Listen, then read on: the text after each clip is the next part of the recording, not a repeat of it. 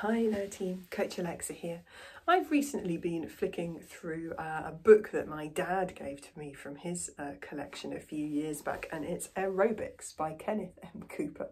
It's a book that was written in America in the late 60s and published up until the mid 70s, and it's a very simple guide on effectively how to improve your aerobic cardiovascular fitness with a variety of different exercises and programs. Now, when you read something that's sort of 50 to 60 years old, since it's been published, you do have to bear in mind the terminology for some things. Like, it encourages you to do a little test to check your fitness, and the rankings begin at very poor, which is nice and motivational. And also has some interesting things to say about how women view exercise, which I like to think are pretty outdated and only marginally insulting these days.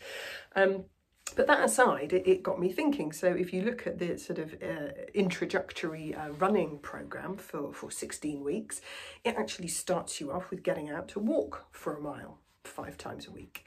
And that walk, the time target that you have for those walked miles gradually gets a little bit faster. And then you run a mile a week, a mile at a time, 5 times a week for another 3 weeks. And then by week 7, then you get up to running a mile 5 times a week. So it's a really nice kind of gradual program to build that endurance, build the capacity in your tissues for the impact of walking, then gradually introducing some running, then moving to running, and allowing a couple of rest days a week in and around it. So it's not actually a bad plan. And once you get to week 4, where we're doing the walk run, not too dissimilar from the Couch to 5K program that we use quite successfully around the world these days.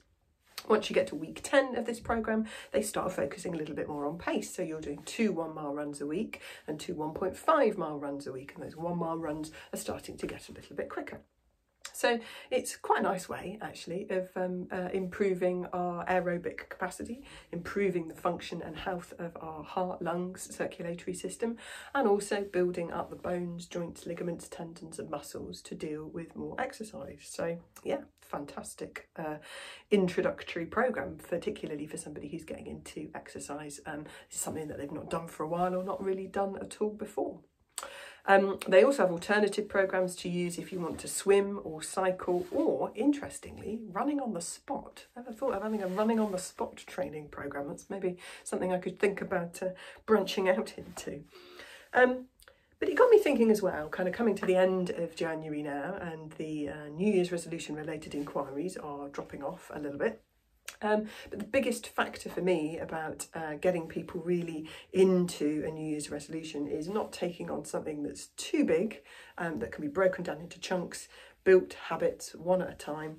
But it's that routine that really gets to me. So just being able to go out the door for something pretty short. I mean, these kind of 1-mile walk will be over in probably 20-25 minutes maximum. Doing that 5 times a week, fairly short and sharp. Gradually those walks and then walk run will get quicker. And actually you've got a pretty good aerobic training program there with a relatively small time commitment.